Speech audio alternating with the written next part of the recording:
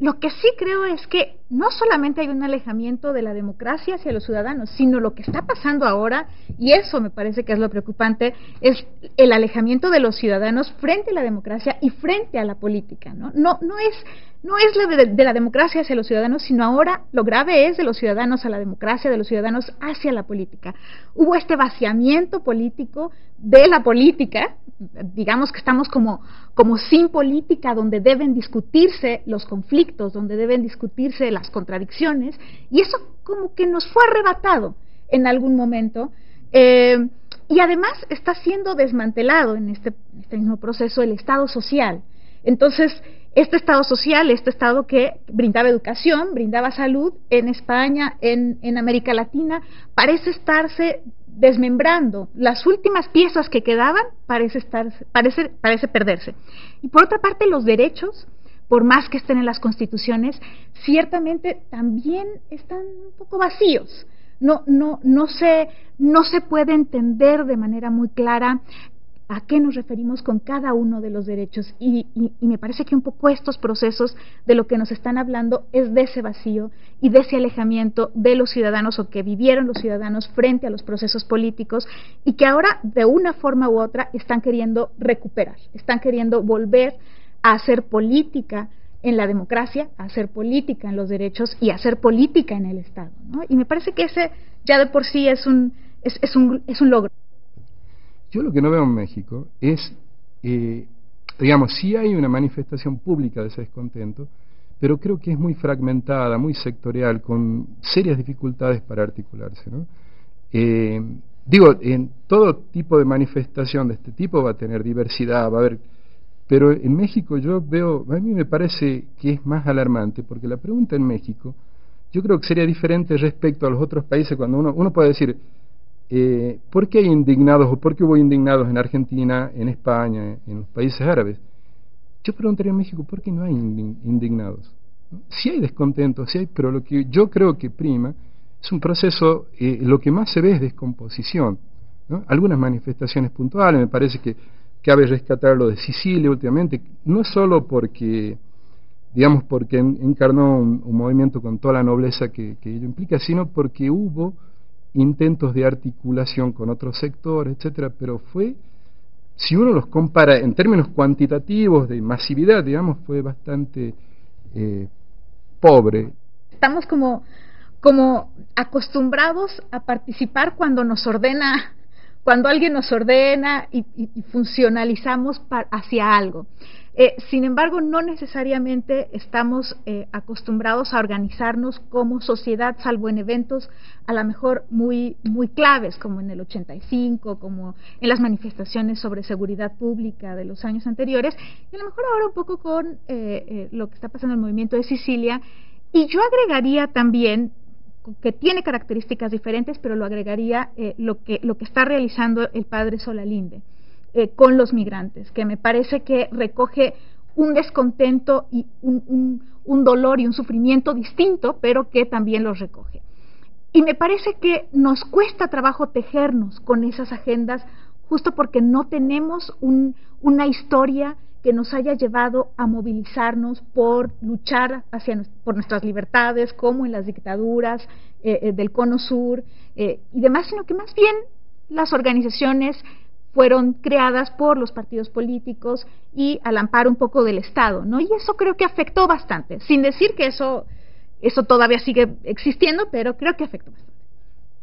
Yo tengo serias dudas acerca de la poca capacidad organizativa de los mexicanos, ¿no? Basta ir a un tianguis para darse cuenta que hay una capacidad organizativa brutal. En 2 minutos te montan y te desmontan un mercado donde van miles de personas, etcétera. Además ustedes son producto de hijos de la Revolución Mexicana. No se puede decir que el pueblo mexicano históricamente no tiene capacidad de reacción, de organización, etcétera, etcétera. Yo creo que no pasa por ahí el asunto.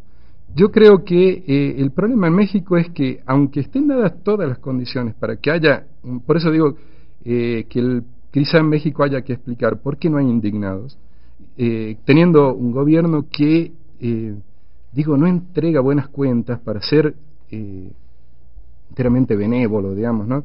que por momentos es indolente, que hizo cosas como generar sospechas sobre adolescentes asesinados, etcétera, etcétera. Una oposición que, por lo menos por lo que yo veo, no está generando ninguna propuesta que pueda ser superadora de esta situación. Un Estado que es absolutamente irresponsable, y lo digo irresponsable en el sentido de que no se hace responsable de sus propios actos, no digo ya de los problemas de la sociedad, digamos. Unos medios de comunicación que han estado imponiendo una agenda que les conviene y que no han dado lugar a que se tematicen los grandes problemas crónicos históricos de México, una élite política, una élite cultural que tampoco, uno que ve por lo general en las sociedades, incluso en las más cerradas, es que los artistas, los que tienen cierta visibilidad, reaccionan, sacan solicitadas, denuncian, etcétera, etcétera. Acá se ve muy poco de eso, no digo que no haya, lo que digo es que hay muy poco. Una academia que se pasó enfrascada discutiendo cómo arrinconar a la democracia. Todo este discurso, a ver, yo estoy a favor de los procesos de institucionalización, pero en realidad muchas veces estos procesos de institucionalización han sido más para cerrar la política, para mantenerla en cierto orden, y una sociedad, insisto, que no termina de reaccionar. Yo lo que veo no es un problema de sociedad, para decirlo rápidamente, que vamos a empezar a sufrirlo, ¿no? Yo veo una societalidad fuerte en México, pero lamentablemente lo que no veo es sociedad, no veo comunidad política. ¿Qué quiero decir con societalidad? Hay lazos de solidaridad, pero son lazos inmediatos, es para organizar el cumpleaños de 15, el casamiento, etcétera, etcétera. Pero no hay una sociedad mexicana, y esa se construye políticamente, no por los lazos inmediatos, que permita, por ejemplo, que un crimen en Ciudad Juárez indigne a todo el país. Si esa es la diferencia entre esa cosa comunitaria, societal, que es casi premoderna, y no lo digo despectivamente, porque digo, en algo, si uno le pinta el panorama a un extranjero de lo que pasa en México y dice, ¿qué pasó ahí, no? ¿De qué vive la gente? Que lo que hay que preocuparnos es cuando ya los ciudadanos no se interesan por la política, ¿no? Cuando se quieren poner a un margen y decir, yo no soy eso, y ubicar a la política solo como 3 partidos, un presidente, unos poderes ahí que a veces actúan y a veces no. Y creo que el recuperar los discursos como discursos políticos, por ejemplo, el discurso de derechos como un discurso político, nos hace mucha falta. Creer que los derechos son derechos neutrales, objetivos, que protegen a todos y que solo hace falta que se digan, eso nos hace daño. Los derechos también tienen una ideología, también tienen una carga, y cuando se les utiliza políticamente, ¿no? Y un poco que me parece que por ahí podemos rescatar a los movimientos sociales con un reconocimiento político, es lo que estaba sucediendo lo que está sucediendo con el padre Soral Linde. Por eso lo mencionaba, porque el origen de muchos de los derechos viene de este sufrimiento y de este dolor, y me parece que es ahí donde él hace el énfasis con los migrantes y donde vuelve a hacer el enlace ya con comunidad, ya con la gente que quiere recibir a los migrantes y no la dejan, ¿no? La gente que quiere dar el derecho a defender derechos, el derecho a la solidaridad con los migrantes, y es perseguida por ofrecer derechos, ¿no?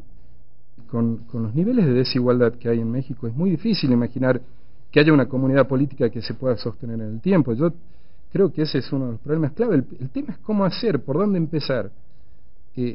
Si tenemos un Estado y unos gobernantes indolentes, ¿cómo vamos a pretender que ellos empiecen a atacar el tema de la desigualdad? Pero yo no creo que el cambio político sostenido en el tiempo, institucionalizado, etcétera, etcétera, venga exclusivamente de los movimientos sociales. No creo eso. Yo creo que los movimientos sociales lo que hacen es impactar en el sistema político, y a veces estos impactos pueden tener salidas nefastas o algunas positivas, ¿no? No me imagino sosteniendo 30 años una plaza de Madrid llena de gente peleando por derechos, pero la gente tiene que trabajar, tener hijos, etcétera, etcétera. Yo creo que lo que uno tiene que ver es cómo hacer para que eso, primero, para que eso que está fragmentado, estos malestares no puestos en la escena pública, se pongan en la escena pública, se empiecen a articular e impacten en el sistema político. Una de las cosas que ha pasado con el movimiento sindicalista, más allá de la historia, es que está muy debilitado también, es un movimiento débil en su en su funcionamiento actual, ¿no? Entonces, tal vez no pensar en el sindicalismo como está estructurado en este momento, todavía se le quiere debilitar más con las reformas en materia del trabajo y demás. Entonces, creo que más bien habría que pensar sí en organizaciones de la sociedad civil, que me parece que ya el propio nombrecito nos despolitiza, ¿no? Nos dice un poco algo de, bueno, son la sociedad civil y no están haciendo política, están allá, ¿no? Articulando en organizaciones, trabajando directamente con el Congreso, trabajando directamente con los partidos políticos y directamente en políticas públicas, lo que se está haciendo con los poderes judiciales también en materia de litigio estratégico. Me parece que lo que se hace el lobbying también, todo eso termina siendo de una forma u otra actuar políticamente, aunque no queramos llamarle así. Creo que debemos asumir que tenemos que llamarle así y empezar entonces a redefinir el concepto de política de tal forma que nos empecemos a sentir un poco cómodos con el concepto. Me parece que algo que tienen que hacer los partidos políticos por mucho es voltear a ver cómo está viviendo la gente. Es decir, no es solo una cuestión de seguridad, ¿o no? Seguridad física y seguridad pública, humana, como le queremos llamar. En cómo está viviendo la gente, ¿no? ¿Cuáles son las necesidades básicas que están teniendo las personas? Si están pudiendo ir a la escuela, si tienen alimento, si tienen un trabajo y tienen un salario digno. Me parece que si voltean a ver esos aspectos mínimos, no estoy diciendo que los vayan a resolver o que ofrezcan respuestas necesariamente idóneas, pero si voltean a eso, me parece que por lo menos están atendiendo lo que causa indignación. Están atendiendo lo mínimo, lo más básico que un ser humano necesita para vivir de manera digna, y me parece que ahí jalarían a las personas, por lo menos atenderían el problema que hay de fondo, que es ese lo que está atrás, ¿no? Lo que causa la indignación.